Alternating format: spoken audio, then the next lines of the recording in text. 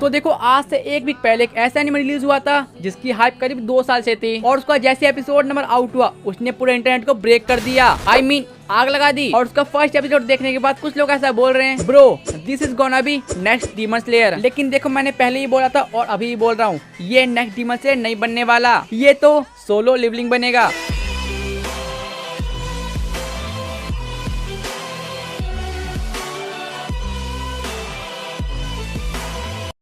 तो आ गए तुम लोग। तो जैसा कि तुम्हें पता, आज से एक वीक पहले सोलो लेवलिंग का फर्स्ट एपिसोड आउट हो चुका था और फर्स्ट एपिसोड को बहुत अच्छा रिस्पांस मिला है, या तुम ऐसा बोल सकते हो उसने पूरा आग लगा दिया। और अब जब मैं वीडियो रिकॉर्ड कर रहा हूँ उसके कुछ मिनट पहले ही सोलो लेवलिंग का एपिसोड नंबर 2 भी आउट हो चुका है। एंड एपिसोड नंबर 2 को देखने के बाद मैं बता सकता हूँ ये पक्का one of the best anime बनने वाला 2024 का, क्योंकि सेकंड एपिसोड में इतने ब्रूटल सीन्स है जिसे देखने के बाद तुम्हें मजा आ जाएगा। लेकिन मुझे पता है तुम में से भी कुछ लोगों ने एपिसोड नंबर 2 नहीं देखा, लेकिन टेंशन मत लो, जिसने एपिसोड नंबर 2 नहीं देखा उसे मैं एक्सप्लेन करने वाला हूँ एपिसोड नंबर 2। इसलिए चलो ज्यादा फालतू बातें नहीं करते, बढ़ते हैं एपिसोड नंबर 2 की ओर।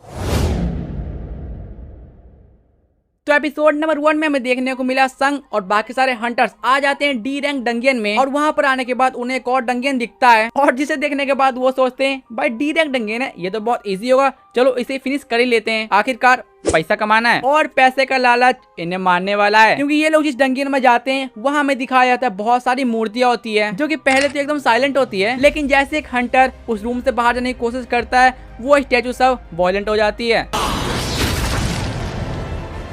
एंड एपिसोड नंबर 2 यहाँ से स्टार्ट होता है, जहाँ पर हम देखते हैं स्टैचू की अटैक की वजह से बहुत सारे हंटर्स राख बन चुके हैं। लेकिन यहाँ पर संग को समझ में आ चुका था अगर हम स्टैचू के सामने हिले तो मारे जाएंगे। और यहाँ पर हम देखते हैं टीम का लीडर यानी मिस्टर सॉन्ग का एक हाथ कट चुका है। एंड उसके बाद संग जैसे ही देखता है कि टीम का लीडर मिस्टर सॉन्ग का एक हाथ कट चुका है, संग उनके कटे हुए हाथ की मरहम पट्टी कर देता है। और तभी मिस्टर सॉन्ग बोलते हैं अगर हम लोग हिले तो मारे जाएंगे। लेकिन ऐसा हो क्यों रहा है, इसके पीछे क्या राज है? और मिस्टर सॉन्ग की बात सुनने के बाद संग को कुछ याद आता है कि जब उस डंगियन के अंदर आया था तो उसने स्टैचू पर कुछ लिखा हुआ देखा था और उसी के बारे में संग मिस्टर सॉन्ग से पूछता है। और तभी मिस्टर सॉन्ग इसका आंसर देते हुए बोलते हैं उस स्टैचू पर तो ऐसा लिखा हुआ था, फर्स्ट भगवान की पूजा करो, सेकंड उनको खुश करो और थर्ड अपनी आस्था को साबित करो। और ये सुनने के बाद संग बोलता है इसका शायद कुछ मतलब हो सकता है, और मुझे लगता है जो भी 3 रूल्स को फॉलो करेगा वो यहाँ से जिंदा वापस जा सकता है। और यहाँ पर हम देखते हैं जितने बचे हुए हंटर्स है उनमें से काफी सारे हंटर्स की फट चुकी है एंड उनमें से कुछ हंटर तो हिल भी नहीं पा रहे डर के मारे, और उन्हीं में से एक हमारी बी रैंक जूही जिसका भी डर से हालत खराब हुआ पड़ा है। लेकिन यहाँ पर हम संग को देखते हैं जो की सोचता है अगर हम हिले तो ये जो बड़ी वाली स्टैचू है अपने लेजर का अटैक करके हमें मार डालेगी। लेकिन अगर कैसे भी करके हम गेट पे पहुंच गए तो गेट के जो सोल्जर है यानी कि गार्ड वहां जाने के बाद वो हमें नहीं छोड़ेंगे। इसका मतलब एक तरफ कुआं तो एक तरफ खाई, कहाँ बच के जाओगे भाई? अबे मुझे क्या पता, मुझसे पूछे जा रही है बार बार। लेकिन वो कहते हैं ना ग्रुप में एक फालतू बंदा तो होता ही है जो कि सबका काम बिगाड़ देता है, और इस ग्रुप में एक बंदा था बिल्कुल वैसा ही जिसे लगता है नहीं मैं यहाँ से बाहर निकल सकता हूँ, मैं बहुत ज्यादा फास्ट हूँ। एंड गेस व्हाट, वो बंदा जैसे ही बाहर निकलने की कोशिश करता है खत्म, हाँ खत्म। और ये देखने के बाद अगेन फिर से सभी हंटर्स की फट जाती है इंक्लूड एमसी। एंड उसके बाद संग सोचता है इन मूर्तियों के पास तो इतनी ज्यादा पावर है वो हमें कभी भी मार सकते हैं, लेकिन वो हमें मार क्यों नहीं रहे हैं, पक्का कुछ तो गड़बड़ है। लेकिन एकदम से यहाँ पर संग को कुछ याद आता है और वो सोचता है वो जो स्टैचू थी जिसपे 3 चीज लिखे हुए थे उनमें से फर्स्ट था भगवान की पूजा करो, और शायद इसका मतलब यहाँ पे संग समझ चुका था और इसलिए हम देखते हैं संग धीरे धीरे उठता है। ये देखने के बाद हम मिस्टर सॉन्ग को देखते हैं जो की संग को सुनाने लगते हैं, जो की संग को बोलते हैं अबे पागल हो गया कि भाई मार देगा तेरे को, नीचे बैठ। लेकिन उसके बाद संग मिस्टर सॉन्ग को बताते हैं वहाँ पर उस बोर्ड पर जो लिखा हुआ था उनमें से फर्स्ट चीज था भगवान की पूजा करो, और यहाँ पर भगवान की पूजा करने से मतलब है ये जो स्टैचू है हमें इनके सामने सर झुकाकर रहना पड़ेगा, और अगर हम ऐसा करते हैं तो ये स्टैचू हम पे हमला करना बंद कर देंगे। एंड संग के कहने पे सभी लोग स्टैचू के सामने सर झुका के बैठ जाते हैं, और जैसे सभी लोग ऐसा करते हैं होता है बूम मैजिक, वो जो बड़ी वाली स्टैचू है उसकी आंखें चमकना बंद कर देती है। एंड ये सीन देखने के बाद सबको लगता है वाह अब तुम बच गए। लेकिन उसके बाद जो होता है वो पूरे एनीमे में सबसे ज्यादा फेमस है। एंड इसी क्लिप को देखने के बाद बहुत सारे लोग सोलो लेवलिंग को जानना स्टार्ट किए थे। एंड ये क्लिप क्या है तुम खुद देख लो।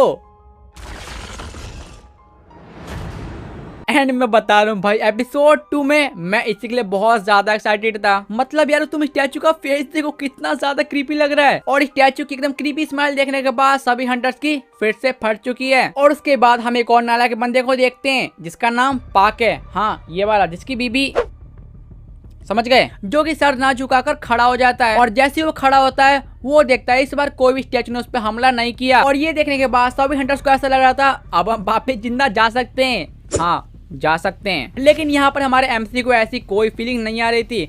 तभी हम देखते हैं एक और ट्विस्ट। तभी हम देखते हैं वो जो बड़ी वाली स्टैचू जिसने क्रीपी स्माइल दी थी वो खड़ी हो जाती है एंड सभी हंटर्स पे अटैक करना स्टार्ट कर देती है। एंड ये देखने के बाद अगेन फट जाती है सबकी और सभी लोग पैनिक होकर भागने लगते हैं। और इतने पैनिक माहौल के बीच में संग चिल्ला के बोलता है इस डंगन के कुछ अपने ही रूल्स है। फर्स्ट है भगवान की पूजा करो, और सेकंड है उन्हें प्रसन्न करो, और थर्ड है अपनी आस्था को साबित करो। और यही यहाँ से बाहर निकलने की चाबी है। और संग ने यहाँ पर जो भी रूल बताया उसके बाद हम एक हंटर को देखते हैं जो कि बोलता है मैं पहले चर्च में काम किया करता था, इसलिए ऐसा हो सकता है अगर मैं कोई अच्छा सा गाना गाऊं तो ये जो बहुत बड़ी बड़ी मूर्तियां है ये हमें मारना बंद कर दे। और यहाँ पर जो सेकंड रूल था जो था भगवान को प्रसन्न करो, उसके लिए ये जो हंटर है गाना गाना स्टार्ट कर देता है। लेकिन गेस व्हाट, उस हंटर के गाना गाने से भी स्टैचू नहीं रुकती। और उसके बाद हम देखते हैं वो बड़ी वाली मूर्ति अपने पैर से उसी हंटर को कुचल देती है। अरे इसका गाना फ्लॉप हो गया, कहीं बादशाह तो नहीं। और ये देखने के बाद संग को समझ में आ चुका था गाना गाने से कुछ नहीं होगा। और यहाँ पर वही मूर्ति एक एक करके सबको कुचलते जा रही थी। और यहाँ पर पूरी सिचुएशन को देखने के बाद मिस्टर सॉन्ग बोलते हैं सभी लोग अलग अलग हो जाओ, जिससे वो बड़ी मूर्ति किसी एक के पीछे ना आ सके। एंड तभी हम उसी बंदे को देखते हैं जो कि सबसे पहले खड़ा हुआ था, जिसका नाम आई थिंक मिस्टर पार्क था शायद।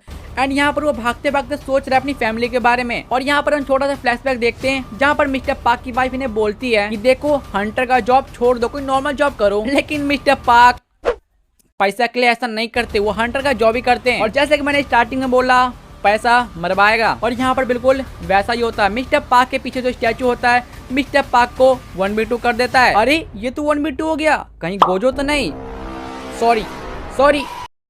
और ये देखने के बाद हम फिर से एमसी को देखते हैं जो कि बहुत ज्यादा कंफ्यूज हो चुका है कि हम भगवान की पूजा कैसे करें और उन्हें प्रसन्न कैसे करें। लेकिन उसके बाद आता है एक और ट्विस्ट जहाँ पर हमारे संग की नजर जाती है एक ऐसे स्टैचू पे जिसके हाथ में कोई वेपन नहीं था, उसके पास था एक म्यूजिकल इंस्ट्रूमेंट। और ये देखने के बाद संग समझ जाता है कि जिन स्टैचू के पास वेपन है वो यहाँ पे अटैक कर सकते हैं, और जिसके हाथ में म्यूजिकल इंस्ट्रूमेंट है वो हम पे अटैक नहीं कर सकते। और इसी को फॉलो करते हुए संग सबको बोलता है जिस स्टैचू के पास म्यूजिकल इंस्ट्रूमेंट है उसके पास चले जाओ, यानी उसके नीचे जाके खड़े हो जाओ। और संग ने यहाँ पर जैसा बोला सभी लोग वैसा ही करते हैं। और जैसे एक एक हंटर उस स्टैचू के पास जाते हैं तभी वो स्टैचू एक म्यूजिक स्टार्ट कर देती है। लेकिन यहाँ पर हमारे मेन कैरेक्टर संग और उसकी बंदी, बोल सकते हो ऐसा, वो दोनों भी एक स्टैचू के पास जाते हैं। लेकिन यहाँ पर आता है एक और ट्विस्ट, क्योंकि एक स्टैचू के नीचे दो इंसान खड़े हैं, सिर्फ इसलिए वो स्टैचू म्यूजिक बजाना स्टार्ट नहीं करती। और संग जैसे ये देखता है संग जूही को छोड़ता है और दूसरे स्टैचू की तरफ भाग जाता है। लेकिन संग यहाँ पर जैसे आगे बढ़ रहा था हम देखते हैं आर्मर वाला स्टैचू उस पर अटैक कर देता है। और यहाँ पर संग काफी ज्यादा घायल भी हो जाता है। लेकिन कैसे भी गिरते पड़ते हुए संग एक स्टैचू के पास पहुंच जाता है। और जैसे वह पहुंचता है वो स्टैचू पे गाना स्टार्ट कर देती है, जिससे हमारे एमसी की जान बच जाती है। लेकिन यहाँ पर हम देखते हैं हमारे मेन कैरेक्टर यानी संग ने अपना एक पैर गवा दिया है। और ये देखने के बाद जूही भी लाइक